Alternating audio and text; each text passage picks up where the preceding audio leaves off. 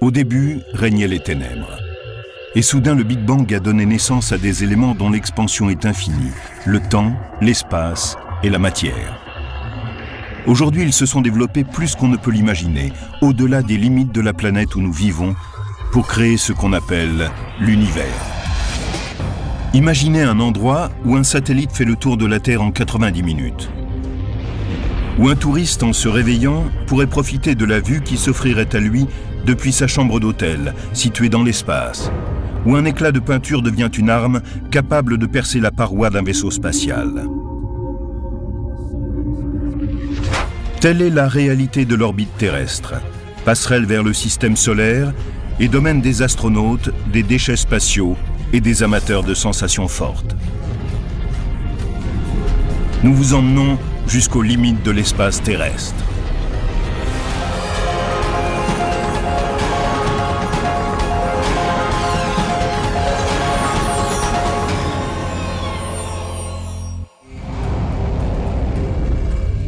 Dans un avenir pas si lointain, un humain embarquera à bord d'une fusée et sera lancé directement en orbite à 160 km de la Terre.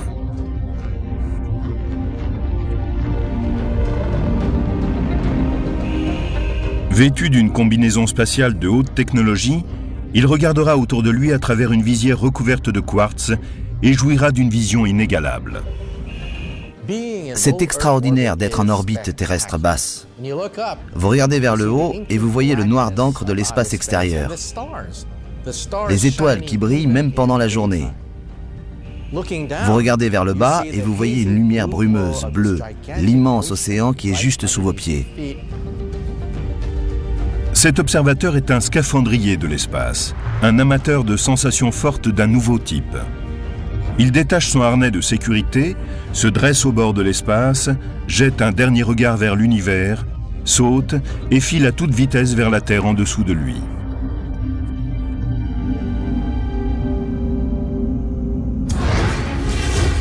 Le saut dans l'espace est une des activités que l'on pourrait un jour pratiquer dans l'orbite terrestre, cette zone qui entoure la Terre et commence à 160 km au-dessus du niveau de la mer. C'est le domaine des satellites et des stations spatiales. Et si les combinaisons orbitales le permettent, ce sera aussi celui d'un sport extrême, le saut dans l'espace.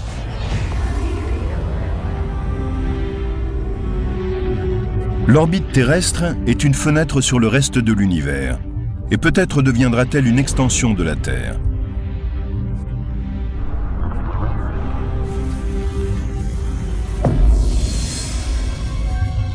Mais l'environnement y est très différent de celui de notre planète. Il n'y a plus d'oxygène et l'atmosphère qui offre à la Terre un bouclier protecteur a disparu. Des menaces cosmiques guettent ceux qui s'aventurent ici. Nous oublions que l'espace extérieur est dangereux. Nous oublions que c'est le domaine des radiations cosmiques, des éruptions solaires. On y rencontre des météores, des débris spatiaux. Naviguer dans l'espace extérieur ressemble fort à une course d'obstacles. Comme pour les passionnés de saut en chute libre qui s'éjectent d'un avion pour filer vers la Terre, on peut penser que sauter dans l'espace n'est que l'occasion d'éprouver des sensations fortes. Mais cela cache aussi des intentions très sérieuses. Jonathan Clark, chirurgien dans l'aviation et ancien parachutiste en très haute altitude, est un de ceux qui travaillent sur l'idée de saut dans l'espace, et ce pour des raisons très personnelles. J'ai été affecté à la NASA pour travailler sur des opérations spatiales. Et puis, ma femme était astronaute.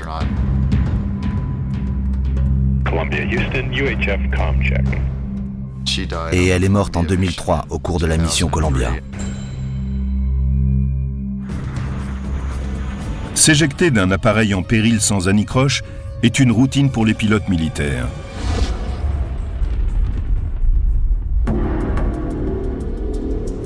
Mais pour les astronautes, en revanche, il n'existe pas de procédure qui leur permettrait de s'éjecter d'un vaisseau spatial en cas de catastrophe. Une fois sur 100 à peu près, il se produit un problème majeur lors du lancement de la fusée.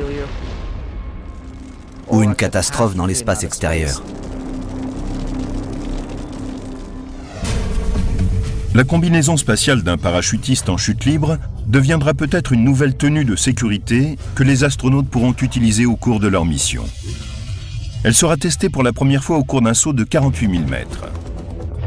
Pour résister à la rentrée dans l'atmosphère, cette combinaison comprend plusieurs points importants. Une combinaison protectrice qui isole le sauteur de son environnement et permet de passer de moins 5 degrés jusqu'à plus 240 lorsqu'il rentre dans l'atmosphère. De petits jets de gaz qui jaillissent de chaque gant pour orienter et diriger le corps en état d'apesanteur. Un système d'oxygène en circuit fermé qui nettoie le dioxyde de carbone et le remet en circulation pendant les 10 minutes du voyage de retour. Un parachute de décélération pour stabiliser le parachutiste quand il se rapproche de la Terre. Et enfin, un parachute traditionnel qui se déploie à 915 mètres pour sécuriser l'atterrissage. Ce sera une expérience spectaculaire. Au cours des 2 premières minutes du saut, le parachutiste atteindra des vitesses de 4000 km/h en chute libre. La résistance atmosphérique élèvera la température de la combinaison spatiale jusqu'à 245 degrés et ralentira la vitesse du parachutiste jusqu'à 195 km/h. Le parachute de décélération s'ouvrira au bout de 7 minutes et lui permettra de ralentir. Enfin, à une altitude de 900 mètres, un parachute conventionnel se déploiera. Et l'homme se posera sur le sol en toute sécurité. Ce sera comme au cinéma. Chris Gilliam est chef costumier à Hollywood. Il dirige la création au sein de la société Orbital Outfitters. Au sein de cette entreprise, il a conçu toute une série de combinaisons spatiales. Sa précision légendaire lui a valu une commande de la NASA pour concevoir une veste spatiale pour femmes. Quand vous regardez de près de vraies combinaisons, vous comprenez qu'il ne s'agit pas simplement d'une tenue blanche avec des accessoires en plastique et un casque en forme de bulle. Il faut penser une combinaison spatiale comme s'il s'agissait d'un vaisseau individuel. Pour mieux protéger le corps, les combinaisons spatiales sont conçues couche par couche. Imaginez le genre de vêtements dont vous auriez besoin pour d'abord traverser un désert aux conditions 2 fois pires que celles qui règnent dans le Sahara, et une seconde plus tard, passer dans un environnement comme celui de l'Arctique. Voilà ce qu'il vous faudrait. Quand on regarde la forme et le mode de fonctionnement de ces combinaisons orbitales, on voit que Gilliam a pensé aux armures médiévales pour concevoir ses créations futuristes. Voici un gant du XIVe siècle. Cette articulation est presque identique à celle du gant d'une combinaison spatiale. Et tous deux ont presque la même forme et accomplissent la même fonction. Il faudra peut-être des années avant que ce type de saut ne devienne une réalité. Mais les amateurs de sensations fortes partent déjà vers les limites de l'espace dans le domaine de l'orbite terrestre. Jusqu'en 2001, le privilège de tourner en orbite autour de la Terre était réservé à une petite élite, des astronautes choisis pour travailler dans l'espace. Mais c'était avant que le tourisme spatial ne devienne une réalité. Beaucoup de gens, quand ils pensent au vol dans l'espace, rêvent d'y aller eux-mêmes. Depuis le tout début, ceux qui réfléchissaient sur les vols spatiaux prévoyaient déjà l'avènement du tourisme spatial. À l'heure actuelle, la société Space Adventures est la seule qui permette d'accomplir ce rêve. Nous sommes la seule société privée de voyages spatiaux.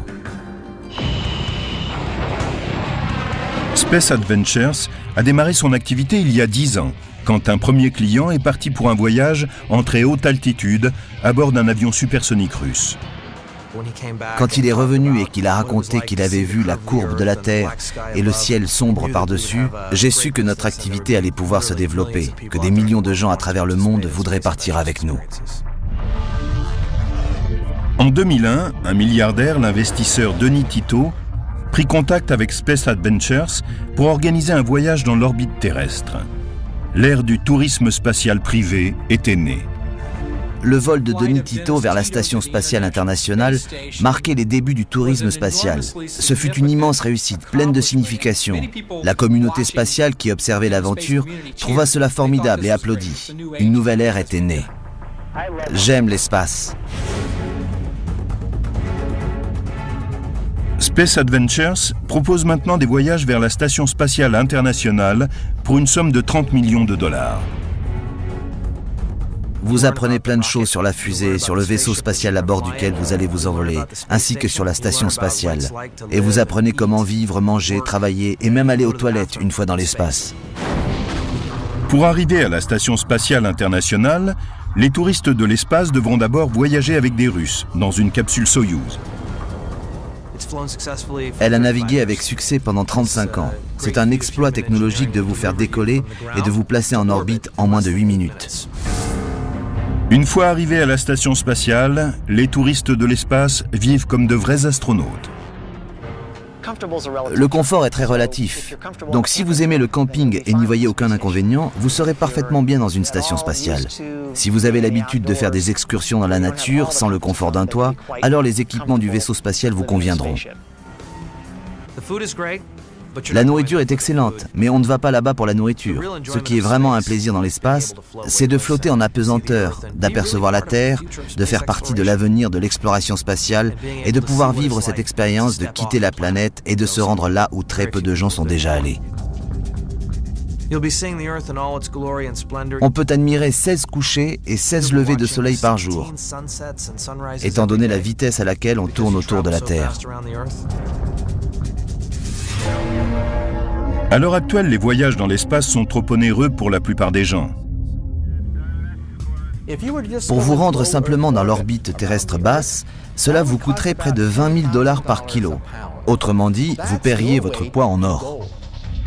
De nombreuses sociétés tentent de concevoir un nouveau vaisseau spatial pour rendre les voyages dans l'espace plus abordables. Ce que je peux vous dire, c'est que cela ne coûtera pas 4 000 $. Cela devrait commencer à 40 millions de dollars. Mais Space Adventures a de grands projets. La société veut élargir ses offres de voyages spatiaux. Un de nos futurs clients marchera dans l'espace pour la première fois. Nous sommes également très excités par l'idée d'un programme de vol autour de la Lune. Nos clients pourraient tourner à une centaine de kilomètres de la surface lunaire. L'idée d'envoyer de simples citoyens dans l'espace a changé la manière d'envisager l'exploration spatiale. Je dirais que nous avons ouvert la voie à toute l'industrie du tourisme. Maintenant, beaucoup de gens ont envie de briser cette frontière et de le faire dans un cadre privé. Nous espérons être considérés dans l'histoire comme ceux qui ont fait démarrer toute l'industrie spatiale. Aller jusqu'aux limites de l'espace est peut-être la partie la plus enthousiasmante de l'aventure spatiale. Mais l'espace est un vaste domaine qui abrite des dangers qui ne ressemblent à rien de ce que nous connaissons sur Terre. L'orbite terrestre qui délimite notre frontière spatiale est généralement divisée en 3 parties. L'orbite terrestre basse est une ceinture de 1770 km de large. Elle est la plus proche de l'atmosphère terrestre. Elle commence à 200 km seulement au-dessus du niveau de la mer. Les orbites terrestres basses offrent des avantages énormes. Et la plus grande partie du programme spatial habité se déroule dans cette zone.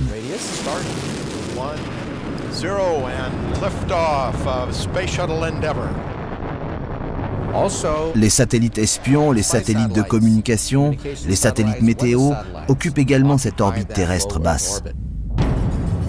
L'orbite terrestre basse est comme une ville grouillant d'activité. Le télescope spatial Hubble et la Station spatiale internationale sont chez eux dans l'orbite terrestre basse. Soyouz et la navette spatiale accomplissent ici leur mission. Les objets et les hommes placés en orbite terrestre basse peuvent faire le tour de la Terre en 90 minutes. 45 minutes du côté ensoleillé de la Terre et 45 minutes du côté à l'ombre. À part quelques voyages vers la Lune, toutes les incursions humaines dans l'espace se sont produites dans l'orbite terrestre basse.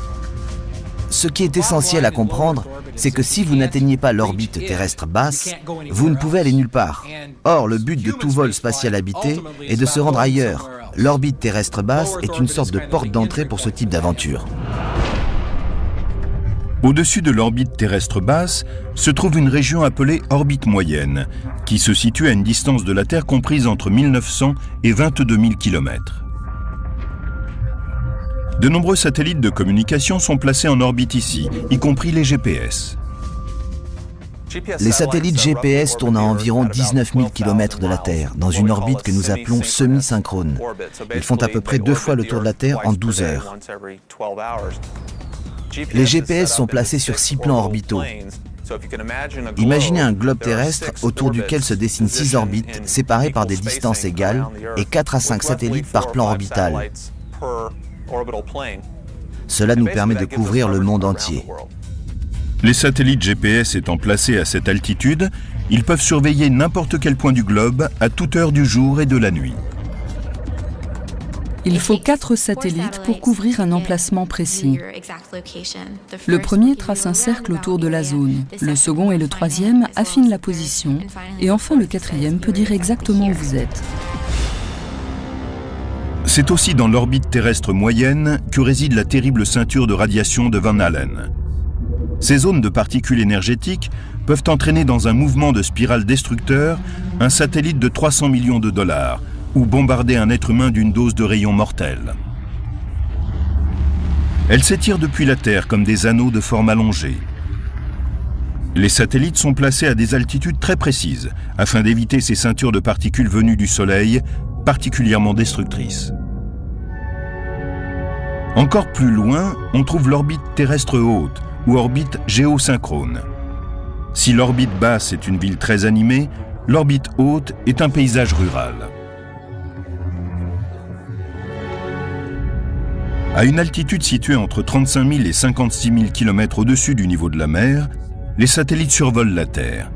Ils ont un point de vue incomparable sur n'importe quel endroit, fût-il à une très longue distance. Plus de 2000 satellites résident dans l'orbite terrestre haute. Ces satellites semblent être stationnaires. Ils accomplissent un tour de la Terre toutes les 24 heures. Mais une illusion d'optique nous laisse penser qu'ils sont immobiles dans l'espace extérieur. Pour atteindre l'orbite terrestre, un objet doit d'abord quitter le sol, puis être placé dans l'espace. La fusée ou le vaisseau spatial a donc besoin d'atteindre une vitesse appropriée pour parvenir à la direction et à l'altitude visée. Une vitesse de quelques km/h est trop faible. La force de gravité et la force de résistance de l'atmosphère basse abattraient le vaisseau spatial et le conduiraient à s'écraser au sol. Il faut sortir de la résistance de l'atmosphère basse, dépasser cette zone de turbulence et de friction, filer ensuite dans la bonne direction et accélérer quand on est au-dessus de cette atmosphère sensible. C'est pour une excellente raison que le vaisseau spatial est lancé tout droit et non en angle, comme celui d'un avion. Un lancement spatial typique consiste à filer tout droit dans l'atmosphère pour traverser d'abord sa partie la plus épaisse, puis décrire un arc sur quelques kilomètres et enfin augmenter la vitesse pour aller dans la direction prévue.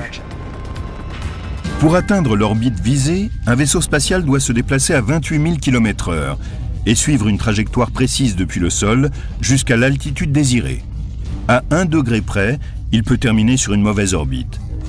Après avoir effectué un trajet de 8 minutes et consommé des millions de litres de carburant, le vaisseau est enfin en orbite.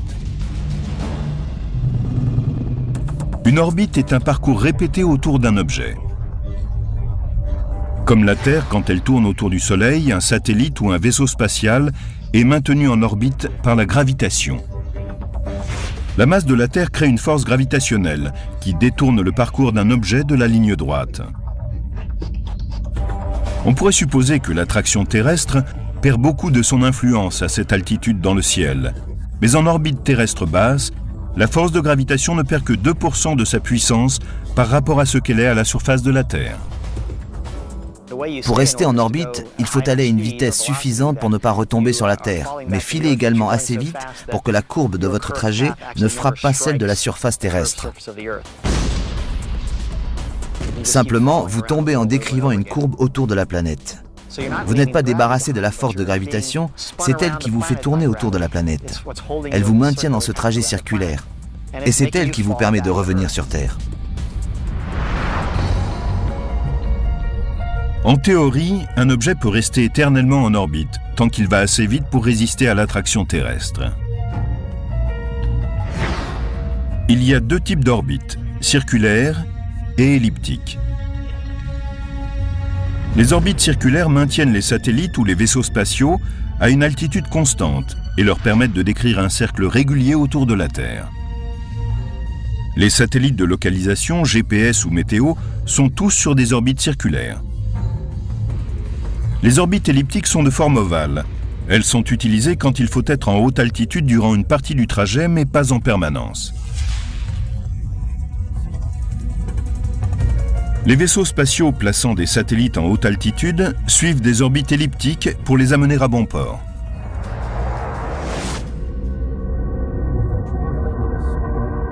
Que l'on suive un trajet circulaire ou elliptique, de nombreux dangers se présentent dans l'orbite terrestre.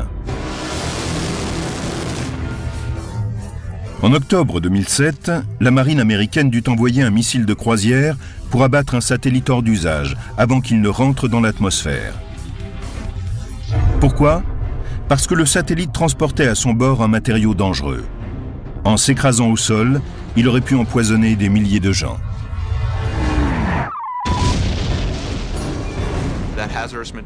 Il s'agissait d'hydrazine qui entre dans la composition du carburant des fusées. C'est ce qu'on a appelé l'opération Burn Frost. C'est la plus grosse opération jusqu'à ce jour pour protéger la planète d'un problème qui ne fait que grandir, celui des débris ou détritus spatiaux.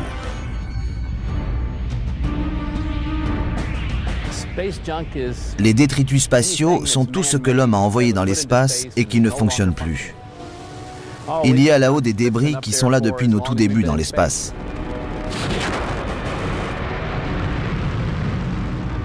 Comme une décharge qui se remplit petit à petit de détritus, les débris se sont accumulés autour de la Terre depuis le lancement du premier Spoutnik en 1957.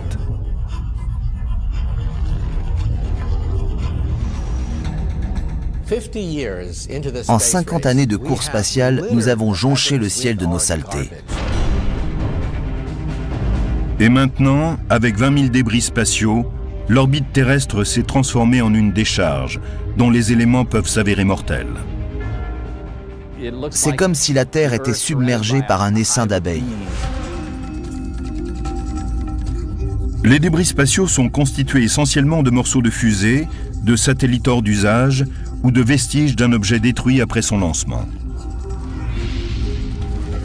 Pris dans l'attraction gravitationnelle terrestre, ces débris se déplacent à des vitesses supérieures à 35 000 km/h.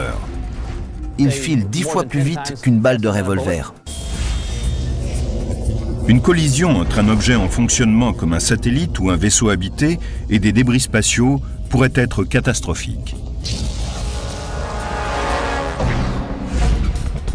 Le centre JSPOC, Joint Space Operations Center, ou Centre d'opération spatiale interarmée, est une unité de surveillance top secrète de l'aviation américaine, dont la tâche est de traquer tout objet qui tourne autour de la Terre, y compris les débris spatiaux. Nous utilisons une foule de capteurs comme ceux du Space Surveillance Network, le réseau de surveillance spatiale.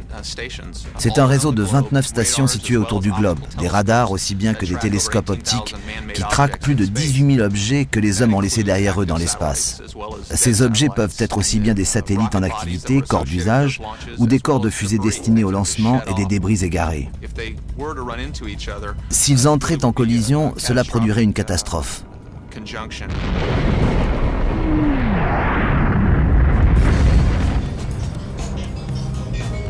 Pour être suivi par le JSPOC, le débris doit mesurer au moins 5 cm de large. Les objets plus petits ne peuvent pas être repérés. Au cours de la plupart des vols que j'ai effectués à bord d'une navette, nous avons vu apparaître de petits éclats dans les fenêtres de la taille d'une pointe de stylo. C'est dans l'orbite basse de la Terre que l'on rencontre le plus grand nombre de débris. En 2008, une collision intentionnelle entre deux satellites a soulevé l'indignation du monde entier. Et un nuage de débris a menacé l'orbite terrestre basse. Cela ne s'était jamais produit ainsi auparavant.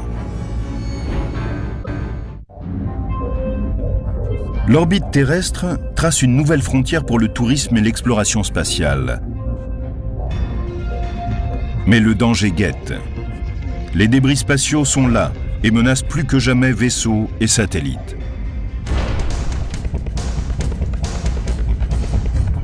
En 2007, on estimait la quantité totale de débris spatiaux à 20 000.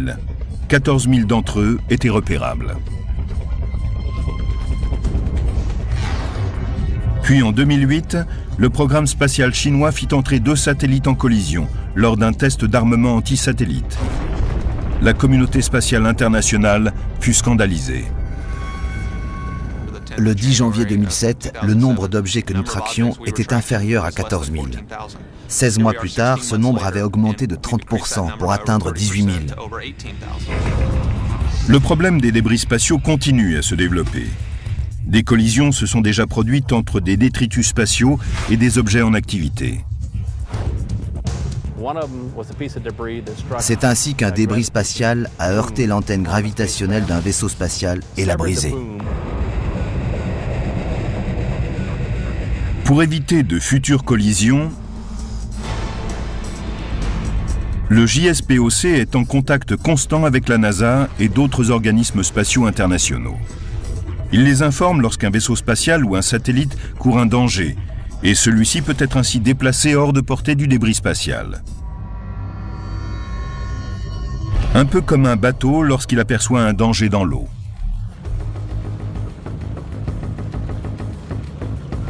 Quand on est sur l'eau, c'est ce qu'on ne peut pas voir qui provoque le plus de dégâts, comme lorsqu'on entre en collision avec un tronc d'arbre par exemple, ou quelque autre obstacle qui se trouverait sur la surface de l'eau. En orbite, nous avons le même problème. Nous ne pouvons pas pister tous les débris qui pourraient endommager ou détruire un vaisseau spatial. Nous comptons sur le fait qu'il y a peu de chances, statistiquement, de heurter un débris spatial. Mais un jour, les assurances ne seront plus d'accord avec nous.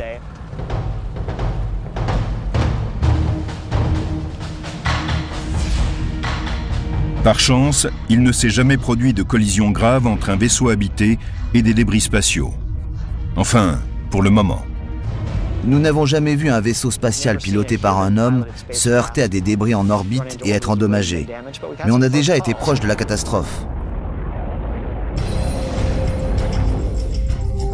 Les objets, quelle que soit leur taille, risquent toujours d'être déviés de leur orbite par un détritus spatial. Cela se produit quand un objet perd de la vitesse à cause du frottement et commence à être attiré vers la Terre par la force gravitationnelle. C'est essentiellement la résistance atmosphérique qui provoque la mise en orbite des débris. C'est le même phénomène que subit un cycliste. Quand vous pédalez à vitesse constante, vous maintenez un équilibre entre votre puissance musculaire, la pression de la route sur les pneus et la résistance de l'air autour de vous. Quand vous êtes sur un vélo, vous surmontez la résistance avec vos muscles et dans l'espace, en mettant le feu aux engins qui vont vous propulser en avant, vous donnez un peu de vitesse et vous surmonterez ainsi la résistance de l'air. C'est ce que doit faire la station spatiale pour éviter de retomber vers la Terre et de s'embraser. Si la poussée en avant s'arrête brusquement, vous retombez et rentrez de nouveau dans l'atmosphère.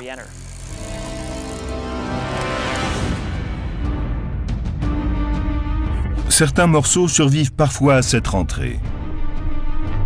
Et la taille de ceux qui sont tombés sur Terre est effrayante.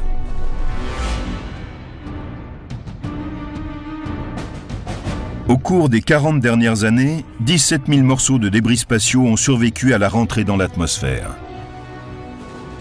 En 1997, nous avons eu un container en acier inoxydable de 300 kg qui s'est posé à 45 mètres de la maison d'un fermier texan. Il n'en était pas particulièrement heureux.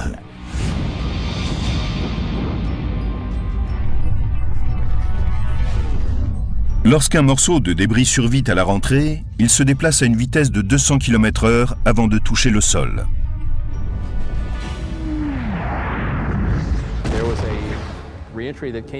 Un phénomène de ce type a eu lieu à Cape Town, en Afrique du Sud. C'était en pleine journée. Les gens travaillaient au champ, ils ont regardé vers le ciel et ils ont vu cet objet arriver vers eux. L'Aerospace Corporation, sise à El Segundo, en Californie, est une entreprise qui collecte et étudie les débris spatiaux pour des sociétés militaires et privées. Voici un morceau de ce qui fut autrefois un débris spatial. C'est une partie de l'étage d'une fusée utilisée pour placer en orbite un satellite GPS. Vous pouvez voir ici l'empreinte des fixations qui était fondue lorsqu'il est arrivé en bas. Nous avons découpé des échantillons pour essayer de comprendre ce qui s'était passé, quelle chaleur avait été atteinte. Et nous avons utilisé ces informations pour améliorer nos modèles. Il est important de comprendre comment ces morceaux ont supporté la rentrée dans l'atmosphère terrestre pour la construction des futurs vaisseaux et satellites spatiaux. Réparer et réutiliser des éléments essentiels pourrait permettre de réduire notablement les coûts de fabrication. Pourtant, la collecte des débris spatiaux demeure une opération délicate. Les 3/4 de la surface de la Terre sont couverts d'eau. Beaucoup de débris tombent donc dans la mer. Il est très rare que l'on en trouve au sol. On estime que la quantité de débris spatiaux aura doublé en 2050. Mais cela ne fait pas renoncer les entrepreneurs qui continuent à explorer l'orbite terrestre comme un terrain pour leurs futures activités. Pour seulement $2 500, des Memorial Spaceflights ont été mis en service en 2008. Il s'agit d'envoyer dans l'orbite terrestre basse les cendres d'une personne aimée. C'est la fin idéale pour quelqu'un qui rêvait de visiter un jour l'espace extérieur.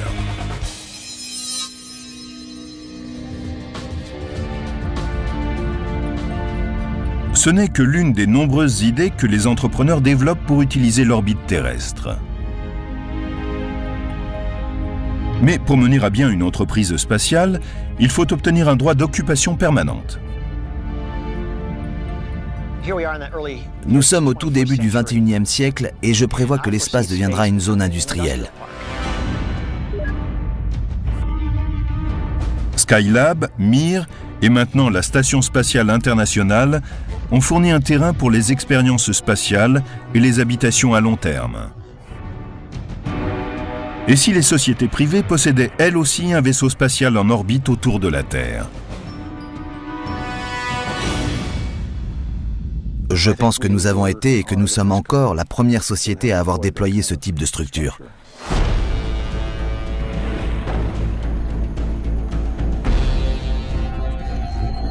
À Las Vegas, Robert Bigelow et son équipe de Bigelow Aerospace créent une nouvelle génération de vaisseaux spatiaux sur un site hautement sécurisé.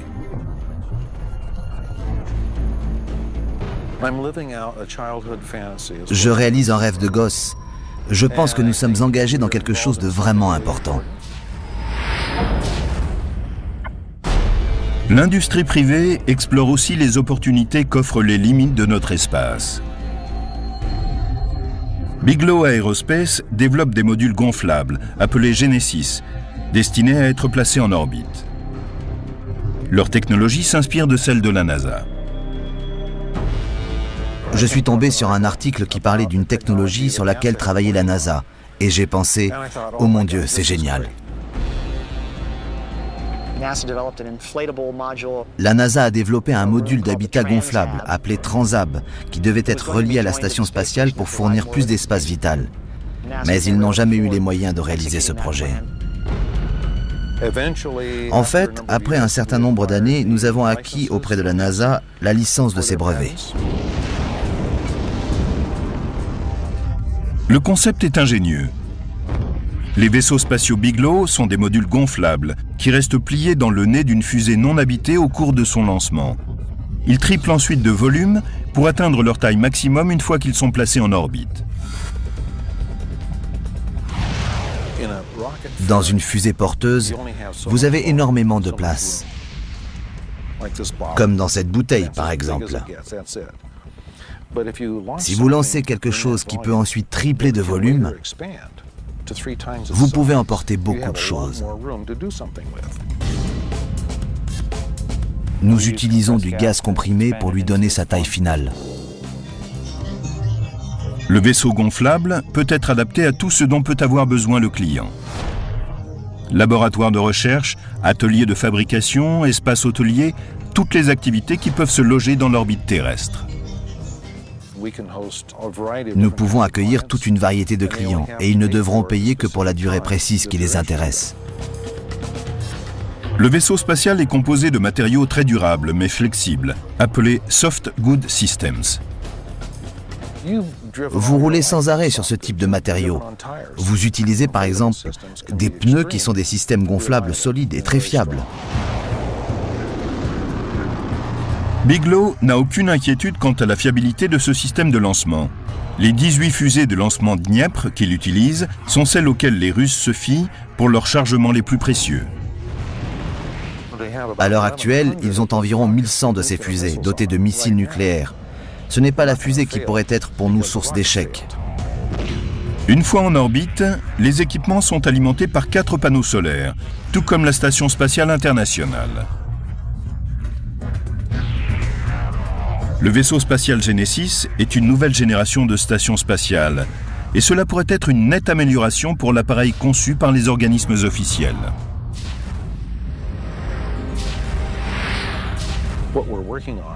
Si cela marche, ce sur quoi nous travaillons est un vaisseau plus fiable pour les humains que ceux en aluminium. Notre structure expansible est capable de protéger de tous les effets thermiques possibles, des micrométéorites et des radiations. Aujourd'hui, Bigelow Aerospace possède 2 vaisseaux privés, Genesis 1 et 2, qui orbitent à 550 km de la Terre. Ce sont les seuls vaisseaux spatiaux privés de ce type qui tournent aux limites de l'espace.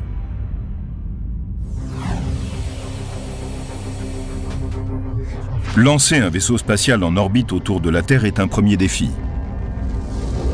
Choisir l'inclinaison nécessaire à sa mise en orbite en est un autre. L'orientation d'une orbite est simplement la mesure en degrés de l'inclinaison par rapport à une ligne qui passe par l'équateur. Vous pouvez avoir de 0 degré d'inclinaison jusqu'à 90 degrés. Une inclinaison de 0 degré signifie qu'il n'y a aucun angle à partir de l'équateur. C'est ce qu'on appelle une orbite équatoriale. Alors que si vous avez un angle de 90 degrés à partir de l'équateur, c'est une orbite polaire. Les satellites et les vaisseaux spatiaux sont lancés selon différentes inclinaisons en fonction de leur mission, car cela les fait survoler différentes parties de la Terre. Si vous tournez autour de la Terre et de l'équateur, que verrez-vous? Ce qui est juste en dessous de vous est l'équateur, alors choisissez une inclinaison de 56 degrés et cela couvre presque toute la population du globe. Un satellite d'orbite polaire peut apercevoir la Terre entière en quelques rotations orbitales. Tandis que la Terre tourne lentement en dessous, le satellite continue à décrire une courbe au-dessus de nos têtes et peut observer tout le globe en un court laps de temps. Dans une mission d'espionnage ou d'observation, des orbites synchronisées sur celles du Soleil permettent au satellite de passer au-dessus d'un même point chaque jour à la même heure. Il se déplace d'1 degré chaque jour pour rester synchrone avec le Soleil en un endroit donné. Comme il est nécessaire d'être constamment en communication, les satellites géosynchrones sont placés très loin de la Terre et par conséquent des continents entiers sont dans leur champ de vision. Ils suivent la rotation de la Terre et semblent planer dans le ciel. Cette situation en orbite est très utile, parce qu'ainsi on peut constamment rester en contact par radio ou télévision avec un point au sol. L'orbite terrestre est une extension dans l'espace de l'occupation terrestre. Et si ces projets se déroulent bien, l'industrialisation des limites de l'espace se produira dans un futur proche.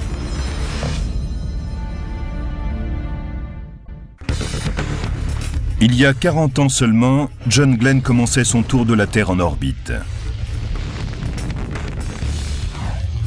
Ce que promettent les 50 ou 100 prochaines années pour l'orbite terrestre est aussi passionnant que le premier pas sur la Lune a pu l'être pour une génération précédente. Bigelow Aerospace a déjà franchi une étape importante en lançant en orbite ses modules Genesis 1 et 2. Mais le futur vaisseau spatial emmènera des touristes privés. Personne n'a jamais fait ça jusqu'à présent. Certes, des hommes sont allés dans l'espace, mais nous essayons que cela soit possible pour tout un chacun. Voici Sundancer, un espace habitable de 300 mètres cubes qui pourra accueillir 3 vies humaines sans limite de durée. Nous devons ajouter un certain nombre d'équipements pour maintenir la vie de 3 personnes dans un environnement viable. Il s'agit de la concentration d'air et du système fournisseur d'oxygène qui doit recycler le CO2 à travers un contrôle rigoureux de la chaleur et de l'humidité. Le vaisseau Sundancer offre plus d'espace que celui dont dispose la Station spatiale internationale. Plusieurs modules pourront être reliés ensemble, comme un jeu de construction pour enfants, pour former des installations plus importantes. La forme choisie dépendra de la fonction et de la mission du vaisseau. Mais comme les pionniers partaient sur les océans à la recherche de nouvelles terres, il s'agit ici de partir pour un territoire inconnu.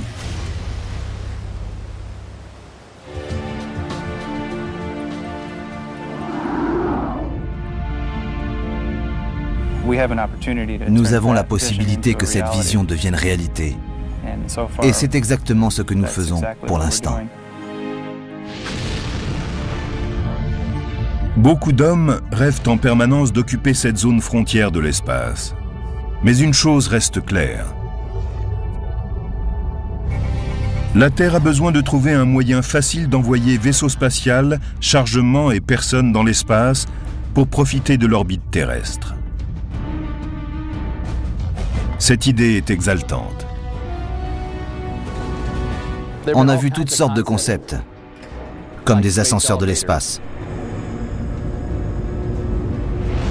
Et même une fontaine de l'espace. Il s'agit d'une onde de particules à haute charge énergétique qui placerait des cargaisons en orbite terrestre. La clé est de trouver un moyen peu coûteux d'envoyer ces équipements dans l'espace. Les ressources spatiales pourraient aussi être exploitées dans une installation qui tournerait autour de la Terre. On pourrait utiliser les ressources de la Lune et des astéroïdes proches pour construire certaines choses dans l'espace même et ne pas avoir à dépenser trop d'argent pour les lancer depuis le sol.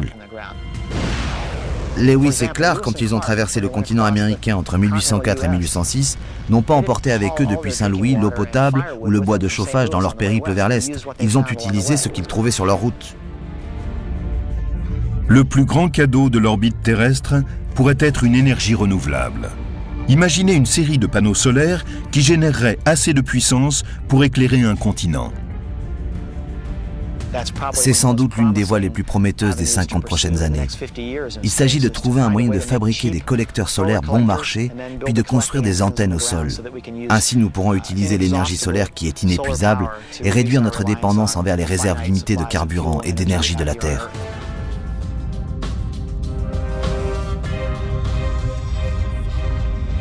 Une chose est certaine, le bord de l'espace est la porte d'entrée vers de futures explorations, une halte vers d'autres destinations dans l'univers. Je suis impatient de voir ce que seront les prochaines décennies. Aujourd'hui, la Terre est vraiment le jardin d'Éden de l'humanité. Depuis que nous y vivons, nous avons pris soin de notre planète, de nos parcs, et nous avons préservé les choses que nous aimons. Tout ce que nous faisons en termes de fabrication, d'extraction de matières premières, d'énergie et d'exploitation minière, tout cela peut se faire dans l'espace. Et évidemment, l'orbite terrestre basse est une porte d'entrée vers le reste du système solaire.